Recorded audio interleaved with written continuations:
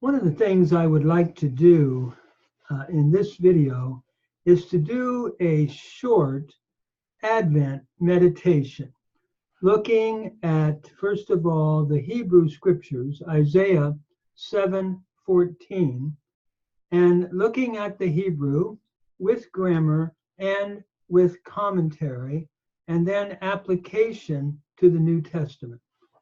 And just to set the context, Ahaz is king of Judah, and he is being, can I say, invaded by Pekah and Rezin, two of the kings that are of the north, actually of the northern kingdom.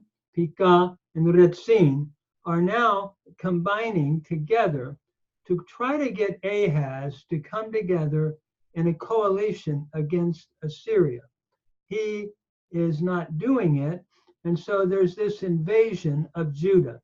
In the context, Isaiah then, through a prophetic word, gives a sign to Ahaz and the whole house of Judah. And we pick that up in verse 14 of chapter 7.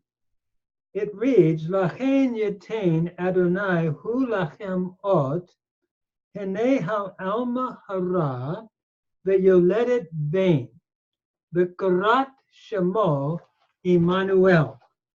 Therefore, the Lord will give, he himself will give to you a sign. Behold, and I'm going to translate this, the virgin. It means a woman, a young woman of marriageable age. And in this context, I believe we can understand it as a virgin. Behold, the virgin shall be, and then we have pregnant, shall be pregnant, and is going to bear, or shall bear a son, and she shall call his name Emmanuel. Looking just briefly at the grammar. Lachen is an adverb and also functions like a conjunction and an adverb, therefore. The Lord, Adonai is the name of God himself, looking at, can I say, his authority. He is like the final king. Therefore, the Lord, Yitain, will give to you a sign. Notice Yitain is from the root natan. It is a verb, a cow imperfect, third masculine singular, from the root natan. And as we look at this verb, notice a little bit of historical Hebrew grammar at this point. As we look at it, the noon of natan, it's a pay noon verb, has assimilated by progressive assimilation into the tav. So yitain becomes yitain. That's why we have a dogish forte in the tav showing a doubling. So therefore, the Lord will give, he. And here we have the personal pronoun, third person personal pronoun, and it's a resumptive type pronoun. The Lord will give, he will give to you. And notice, lachem, we have the preposition in the lamed, followed by chem, the pronominal suffix, second person masculine plural. So the Lord will give to you a sign, hene, lo, or behold, how alma hara, ve'yoledet ben. Behold, and I'm going to render this along with the Septuagint, the virgin shall be understood pregnant and shall bear a son. Notice, as we look at the grammar here, how Alma, first of all, by the way, hene is an interjection, behold, and it draws attention to what is being said. How Alma is the word Alma, and it looks at a woman, a young woman of marriageable age. And it is interesting when we look at Genesis 24:43, the word is applied to Rebekah. She is called Alma in Genesis 24:43. And I believe we can clearly assume there that she was a virgin. And so the Septuagint translators then went with that reading, and they translated as Parthenos, that is virgin.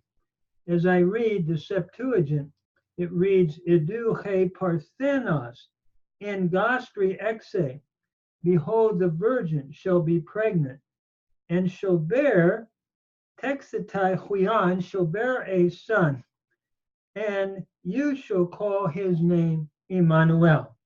Kales says ta anama autu Emmanuel. Clearly, the Septuagint translators are understanding this to mean virgin. In Hebrew, you have Betula, and some insist that that's the only word that means virgin. However, when we look at Alma, we see in Genesis chapter 24, where clearly it no doubt means virgin in verse 43. So I have no problem translating this, behold, the virgin shall conceive, looking again and following the Septuagint translation. And then notice it goes on, shall be pregnant. And I think hara is an adjective, and so we must supply like shall be, hara, shall be pregnant, and is going to bear the yoledet bain. Notice yoledet is a participle from yalad, to bear or to bring forth. Notice it's a cow active participle, feminine, singular, and the participle is given away with the holon, the o vowel, and the double segelet here gives it away with the final tav as a feminine participle. So we have the participle then, shall bear a son, ben, bekarat. Bekarat should be translated, and she shall call his name Emmanuel. Now, in the Masoretic pointing here, I'm understanding this to refer to the woman bearing the son would call his name Emmanuel. You could, in an unpointed text, have translated karata, that is, you shall call his name Emmanuel. And I notice as I look at the Septuagint, that's the way they translate it, kaleses, you shall call his name Emmanuel. However, in the way that the Masoretes have pointed it, I believe it is she shall call his name Emmanuel. And that is the reading that I'm personally following here. And Shemo, Shem is the word for name, and O is your pronominal suffix, third masculine singular. And then Emmanuel means with us God, literally. Im is with, and Anu means us, and El means God, with us God. So if we translate the phrase again, or the verse, it would be, therefore the Lord himself will give you a sign. Behold, the virgin shall be pregnant and bear a son, and she shall call his name Emmanuel. It is interesting as we look at this text, it seems clearly that we have a double fulfillment, because first of all, in the near context, it looks at the son growing up, and before he can say mommy or daddy or know good from evil, the land that's being, can I say, those that are invading Judah, that land will be a devastated land by the Assyrian, who will come in and go all the way down to the gates of Jerusalem. So at one level, can we say it's looking at a young woman who was a virgin, I believe, who then subsequently married and had a son, and that particular son would be a sign of political deliverance, of God with us. However, I believe the text also is used in a distant prophecy of Christ. And we see this through New Testament lenses in Matthew chapter 1, who would be from the Virgin Mary. And we would see there a biological miracle as Jesus is conceived in the womb of Mary by the Holy Spirit. And he is literally Emmanuel, God with us, providing not only a sign of political deliverance, but spiritual deliverance as the God-man who saves his people from their sins. And this is in Matthew chapter 1, verses 18 and 25. And I want to later do a further Advent meditation from the Greek text.